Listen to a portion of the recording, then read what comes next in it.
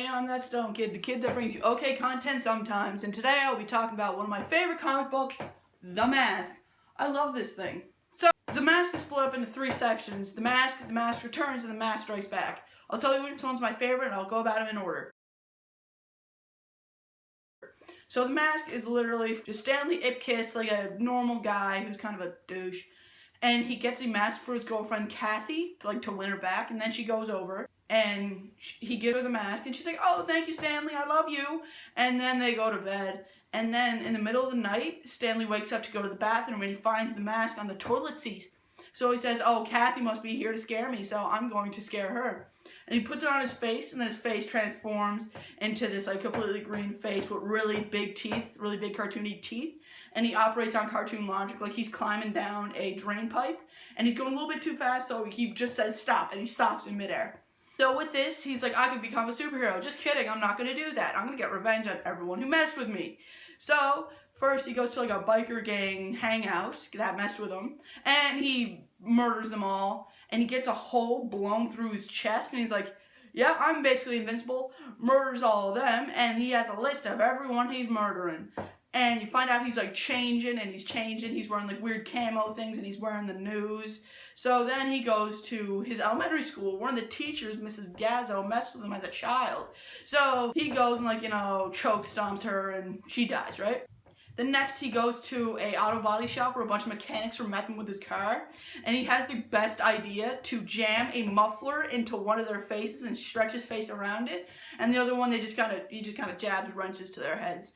And eventually Kathy just finds out he's changing. "It must be you, you mask." So she throws it out, and Stanley's just kind of going nuts, like, "Where is it? Where's the mask? Where's the mask?" And she's just there like, "I threw it out." So he's like, "Okay, good, I got everyone on my list." And then he says another guy's name, and then Kathy breaks up with him and kicks him out of her house. So fun. And that night, he goes back to get the mask from the trash can, and he climbs up the drain pipe because it's not there.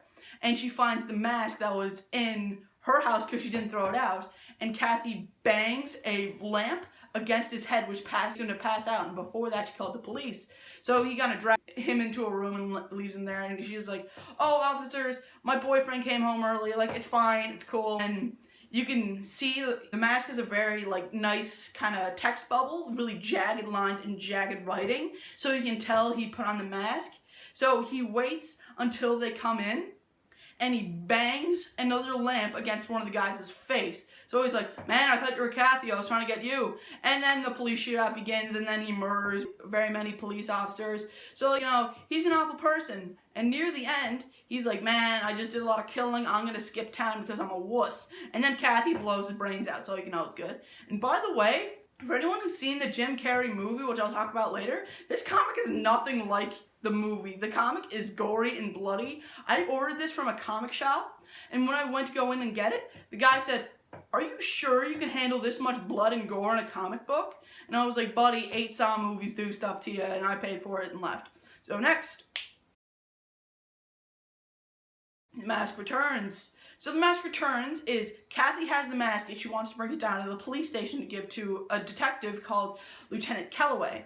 So Lieutenant Kellaway takes it because it's just kind of "Yeah, she's freaking out, I'll just take it. I know it's not going to do anything she says it's going to." So he takes it home, and he just decides to put on the mask, see what happens.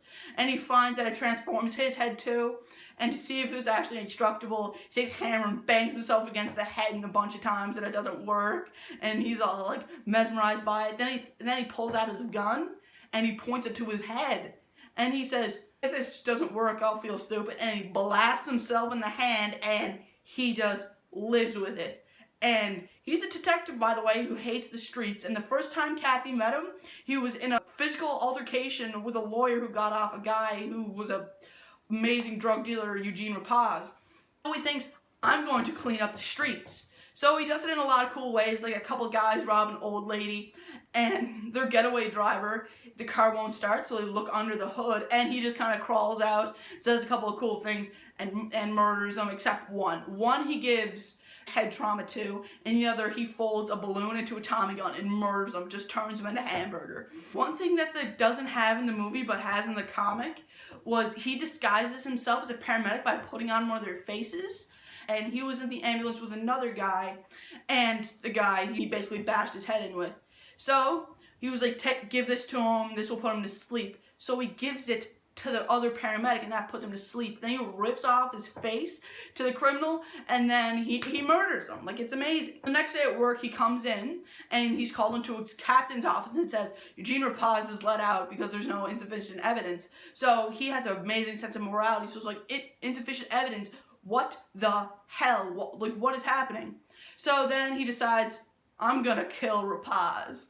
So he goes out one night, and you see how Rapaz murders rats and squealers. He'll get his big buff bodyguard Walter, who's basically indestructible, and hold the guy, and he'll shoot as much heroin into him so it looks like an OD, but it's actually murder. So he goes out that night, and he tries to beat up Walter. It's so funny how he tries to beat him up, because he uses electrical wires to kind of zap him, but it doesn't work. So eventually Walter just kind of leaves, and he goes after Rapaz, and he has a gun. He just lights his cigarette with it, and he's like, man, I'm not gonna kill you, it's fine. So he's like, oh, okay. So then Kellaway just flicks his cigarette and it ignites a bomb under Rapaz, and he is murdered.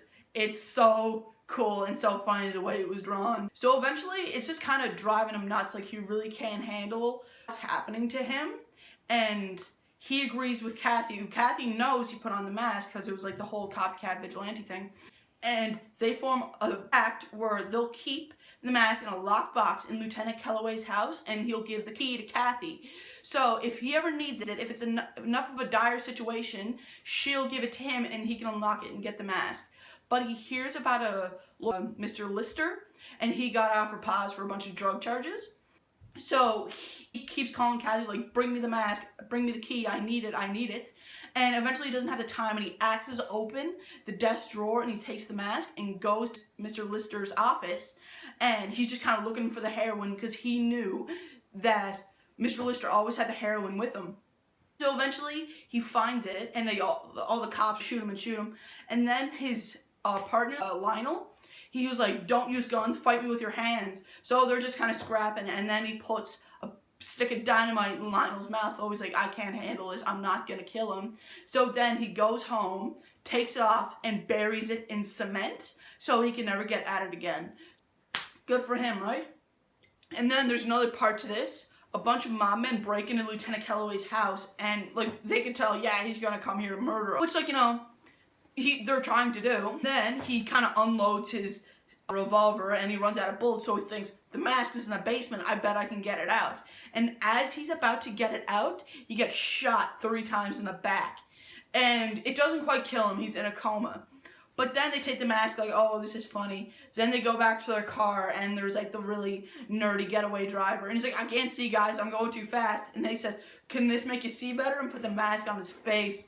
And then he turns into Big Head, then he revs the engine more and zooms right into a lamppost, and that shoots all of them out, and all of them die except him. So it just kind of becomes a new crime syndicate. Then Kathy, in like a hot dress, comes in and tries to swoon him, and when they're about to, like, you know, do the deed, right? She's like, take that off, I want to see your real face, and he's kind of fight the urge to not, but eventually he does. Then Kathy shoots him and takes the mask and goes upstairs, and a bunch of mob men follow her. She doesn't know what to do, so she puts the mask on and then unloads into them. All of them dead. And so it just kind of goes on, it goes on. Then one night, she hears about a fight that's going on at the docks with another big mobster, Don Mazzo. And Walter's there too, so she didn't know about that, so she's kind of scared. So she goes down and kills everyone, but Walter doesn't die. Walter doesn't die, so she's like, I'm gonna have to fight this guy. So they kind of go along. Cartoon antics ensue. She gets a hole blown through her chest and through her stomach. Like, she's fine. And then just a fight ensues, and Walter wants the mask too, so she just takes off. It's like, you know what? Whoever has it is gonna do something bad, so take it. And she actually gets mad when Walter loses interest in it.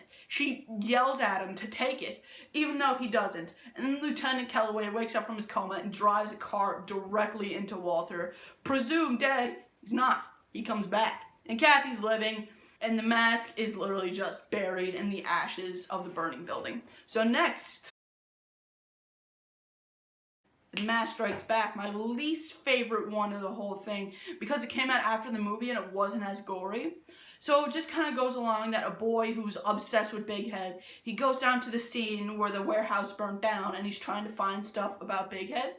And he takes a chisel and just kind of gets really mad and bangs into the ground. Then he finds the mask. And then he puts it on, and him and his friends like, oh man, check out what I can do. And he's like bashing himself in the head, and all his friends are messing around with him. His name's Rick, by the way, with his friends Hugo, Ben, and Archie. Hugo is just kind of like the nerdy one. Ben wants to become a rock star real bad, and Archie is really smart with a strong sense of morality. So eventually Rick is like, I don't want this anymore. It doesn't help me. It's just freaking me out. So he gives it to Ben. So Ben becomes a rock star. Then he realizes with a fight with Walter, he's like, yeah, I can't do this anymore, and gives it to Hugo. And Hugo puts it on, but it just masks his real face. And he goes over to his mom's house because he's living by himself. And he goes for lunch.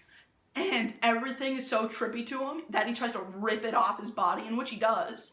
And then he gives it to Archie, and Archie becomes like a big superhero. And he tries to fight Walter at the zoo.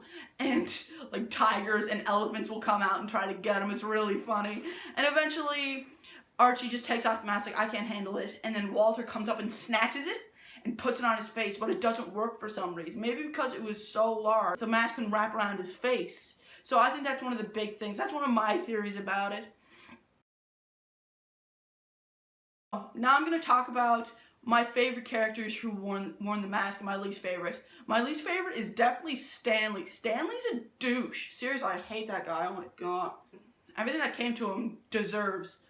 Next, I would say none of the delinquents. I don't count them because they're kind of lame. I would probably say Lieutenant Calloway, because he at least had a strong sense of morality and was kind of doing something okay. But when he tried to kill Lionel, I didn't like that much. But Kathy was the best. She was the most brave and the most thought out one of them all, and actually had good intentions and didn't try to kill innocent people. So that's what I really liked. And I'm going to talk about the illustrations a little bit. The illustrations are friggin' awesome. Like, Big Head's really big teeth and all the gore that happens to him, like he gets shot up, and all the blood effects is just so amazing on him that I love it so much. I just love it, and I love it, and I love it. So, I'm going to talk about the movie. I love the movie. It is actually so much fun to watch. Like, I remember watching it on my plane flight to Aruba. I watched it like twice. It was so good. For anyone who doesn't know, it had Jim Carrey as Stanley Ipkiss, and there is kind of like a Kathy in it, but her name's Tina, played by Cameron Diaz. She was really good in that too. She was the girlfriend of a mob boss named Damien, who kind of also wants the mask. But in this one, Stanley's kind of a better person, and he doesn't want to kill anybody. So even when he has the mask on, he doesn't like to kill people. Like when he is with the mechanics, he just kind of sticks car parts up their asses and kind of goes on from there. He doesn't really care about the whole big revenge plot and things like that. That's what I really liked. And he's a big cartoon fan, so a lot of the things he learns from cartoons, he correlates into his Big Head persona. So I really like how they incorporated his love of cartoons into the movie. And the final showdown is so good. And his dog Milo wears the masks. He was really cool. He was just kind of like an angry dog. And the cartoons in it was really good. I really liked how they blended the good parts of the animated Big Head with the normal scenes. Like, there was one scene where Damien steals the mask from Stanley and he goes to a casino where he got kicked out of. And security guards pump him up with lead, and then he opens his mouth and all the bullets are in his mouth, and he shoots them back out. Like, I really like how that worked. And now Stanley was at some club and he saw Tina there, and he was doing like this whole dog routine, like the woo, and they're like banging his head. Like, I love that so much. And the dance scene just discharges the pants off of me. It is so good. He's singing Cuban Pete. It's just so good. He's doing it in front of the cops and all of them join in. Oh my god. And Lieutenant Calloway's character most likely stays the same, but he has a really stupid partner named Doyle. It's so funny. He is so funny and I love him. And a big difference between the comics and the movies is Lieutenant Calloway doesn't suspect Ipkiss of being the Big Head at all. But in the movie, he suspects him right away. And oh my god, I just love it. It is amazing. I give the comic book a 4.7 out of 5. Because I didn't really like the delinquent section that much, but it wasn't enough to ruin everything else. And the movie, I don't really have that many gripes from the movie, except Jim Carrey gets a little bit too silly sometimes when he's Stanley Ipkiss. And I just love Lieutenant Kellaway's actor and Doyle's actor. I just love it so much. I just think it's really good. I would give it probably about 8.7 out of 10 because I just love the comics in it. I love the cartoon personality, and when Stanley does like the Cuban Pete dance, I remember I like did some of the moves for like a week afterward. I loved it so much. But the biggest gripes I had about that was sometimes the special effects don't land as well as you would want them to be. And Stanley's character is really different. He's just a good guy. He's always kind of getting walked all over on the world. Like nothing can go right for him. Eventually, until he gets the mask and the girl he really likes him back, and he finally grows as a person and learns some self-respect and not let people walk all over him. Like there was one scene where he works at a bank and his boss came in like, "Ipkiss, what are you doing in late?" And I said, "Yeah, you don't got anybody about me coming in late, but I can tell your dad that you've been stealing the bank's money." And he just stops and he just lets him go. Like I really like the path of self-respect on there. I really think that was a really great part for the movie, and I think Jim Carrey, he was about the underdog at the time, but he was really good and he played the part perfectly with his good balance of whiny nice guy and his cartoony counterpart, The Mask. Like I loved it, and his dedication to the role on how they didn't want him to wear the big teeth because it would be too hard to talk with them. They would just edit in his talking as it went, but he said no, and he learned how to talk with the really big teeth. So I think his dedication to the role was perfect, and his flexibility and his enthusiasm to do with anything they wanted, I thought that was amazing. So, I'm that Stone Kid. Like and subscribe, and I'll see you next video. Ha!